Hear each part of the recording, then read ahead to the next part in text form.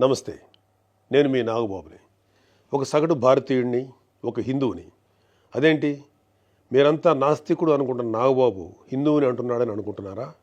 ఆదిశంకరుల అద్వైతం, రమణుల ఆత్మజ్ఞానం, వీళ్ళిద్దరూ చెప్పిన నిరాకార స్వరూపమైనటువంటి ఆ పరమాత్మను నమ్ముతాను. హిందువు అనేది ఒక నమ్మకమో ఒక మతమో కాదు, ఇది ధర్మం, మన జీవన విధానం. అవివేకుల్ని అజ్ఞానుల్ని ఎడ్యుకేట్ చేసేలా చెప్పాలంటే ఇది ఒక జియోగ్రాఫికల్ ఐడెంటిటీ కూడా. ఆసేతు హిమాచలం నుంచి హిందూ మహాసాగరం వరకు ఈ పుణ్యభూమిలో పుట్టిన ప్రతి ఒక్కడూ హిందువే. ఈ దేశంలో, ఈ ధర్మంలో చార్వాకులు కూడా చోటుంది. కాబట్టి నేను నికార్సైన హిందువుని. నా ధర్మాన్ని గౌరవిస్తూ ఇతరులను కించపరచకుండా బతుకుతున్న ఒక ప్రౌడ్ సనాతన హిందువుని. అందుకే నాకు ఎమ్మెల్సీగా కౌన్సిల్లో మాట్లాడే అవకాశం రాగానే హిందూ మతం కోసం పాటుపడే అర్చకుల చాలీ చాలని జీతబత్యాల గురించి మాట్లాడాను. మరి వైసీపీ నాయకుల సంగతి ఏంటంటారు?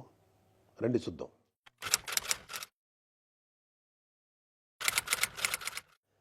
సెప్టెంబర్ 6, 2020 అంతర్వేది శ్రీ లక్ష్మీ నరసింహస్వామి వారి రథం దగ్ధమైన రోజు.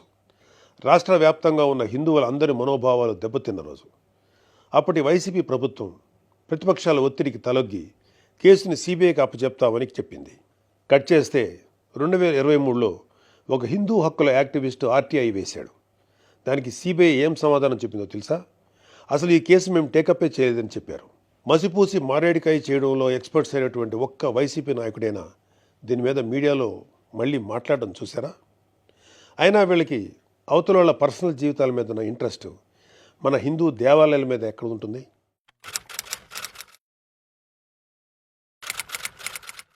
డిసెంబర్ 2020 రామతీర్థం రాముడు మనకు ఒక దైవం. మహావిష్ణువు అవతారం మాత్రమే కాదు, అంతకు మించి. ఈ దేశం తాలూకు ఆస్తిత్వం రామకథలో ఉంది. ఒక మనిషి ధార్మికంగా ఎలా బ్రతకాలో రామాయణం చెప్తుంది. రామాయణంలో మారీచుడు చెప్తాడు, రామో విగ్రహవాన్ ధర్మ సాధు సత్య పరాక్రమ అని. ఈ భూమి మీద రాశీభూతమైన ధర్మమే శ్రీరాముడిని నమ్మే జాతి మనది. అలాంటి రాముడి శిరస్సును నరికినా పట్టించుకోని ప్రభుత్వం వైసీపీ ప్రభుత్వం.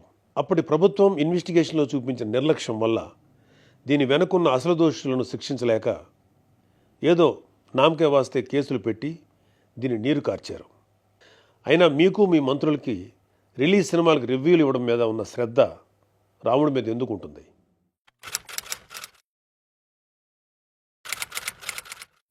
జనవరి 22, 2024 అయోధ్య రామమందిరం ఇనాగ్రేషన్ కొన్ని దశాబ్దాల సుదీర్ఘ న్యాయ పోరాటం తర్వాత, కొన్ని వందల మంది బలిదానాల తర్వాత హిందువులు కలలు కన్న రామమందిరం కల సాకారమైంది. దేశమంతా ఒక పండగలాగా దీన్ని సెలబ్రేట్ చేసుకున్నారు. మన రాష్ట్రం నుంచి పవన్ కళ్యాణ్ గారు, చంద్రబాబు నాయుడు గారు కూడా వెళ్ళి అందులో పాలు పంచుకున్నారు. కానీ ఈరోజు హిందువుల మీద ఎక్కడ లేని ప్రేమ వలకపోస్తున్న వైసీపీ నాయకుడు గారు కనీసం ఫార్మాలిటీకైనా ఒక ట్వీట్ కానీ ఒక వీడియో బయట కానీ పెట్టారా? పోనీ మీ స్టాండ్ ఏంటో ఓపెన్గా ప్రజలకు చెప్పే దమ్ము అయినా మీకుందా?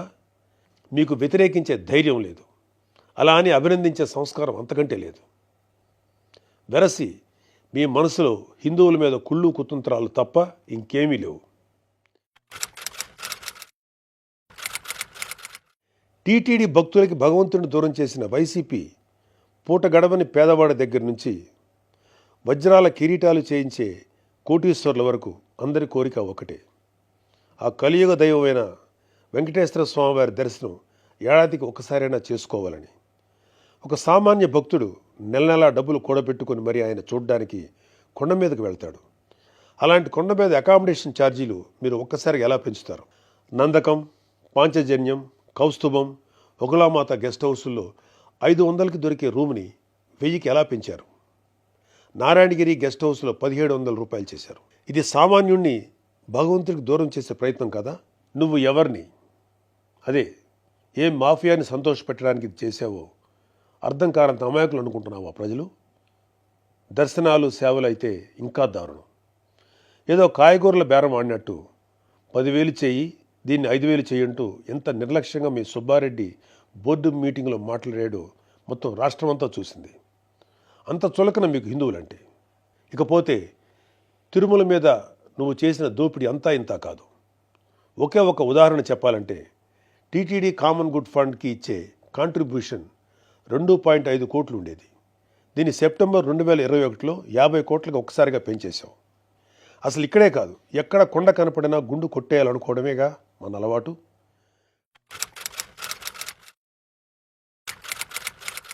Declaration form. ప్రతి రిలీజియస్ ఇన్స్టిట్యూట్కి ఒక సాంప్రదాయం ఉంటుంది. దాన్ని గౌరవించడం మన ధర్మం. యుధా రాజా తదా ప్రజ అంటారు. నాయకులే రూల్స్ ఫాలో కాకపోతే ఇంకా ప్రజలు ఏం ఫాలో అవుతారు? అయినా బాధ్యత గురించి వైసీపీకి చెప్పడం చెవిటోడి చెవిలో శంఖం ఊదినట్టే. పవన్ కళ్యాణ్ గారు ఆయన కూతురు పొలినాని తిరుమల తీసుకువెళ్ళినప్పుడు ఆ అమ్మాయి మైనర్ అయినా కూడా ఒక గార్డియన్గా ఆ అమ్మాయి తరఫున డిక్లరేషన్ ఇచ్చారు. పవన్ కళ్యాణ్ గారి సతీమణి అన్నాగారు కూడా డిక్లరేషన్ ఇచ్చారు. ఇంత ఎందుకు, ఈ దేశ రాష్ట్రపతి అబ్దుల్ కలాం గారు కూడా తిరుమలలో డిక్లరేషన్ ఫామ్ పైన సంతకం చేసి అక్కడి నుంచి సాంప్రదాయాన్ని గౌరవించారు. నువ్వు కలాం గారి కన్నా గొప్పోడివా? డిక్లరేషన్ ఇవ్వకుండా వెళ్ళటమే కాక మీ మంత్రి వచ్చి ఆడి అమ్మ మొగుడు కట్టాడా తిరుపతి గుడి అని అంటాడా? అలా తలపొగురు మాటలు మాట్లాడితేనే జనాలు 151లో మధ్యన 5 తీసేసి 11 ఇచ్చారు. అయినా నువ్వు ఏమైనా మారావా? లేదు. డిక్లరేషన్ అడిగారు అని తిరుమల పర్యటన క్యాన్సిల్ చేసుకున్న చరిత్ర మంది. అయినా సెక్యులర్ ప్లేస్కి రిలీజియస్ ప్లేస్కి తేడా తెలియని నిన్ను ఎడ్యుకేట్ చేయటం మా వల్ల కాదు. ఇక ఫైనల్గా మన కల్తీ నెయ్యి వ్యవహారం గురించి చెప్పాలి. పాపం ఈరోజు డోస్ ఎక్కువైనట్లుంది. రేపు మాట్లాడుకుందాం. Stay tune.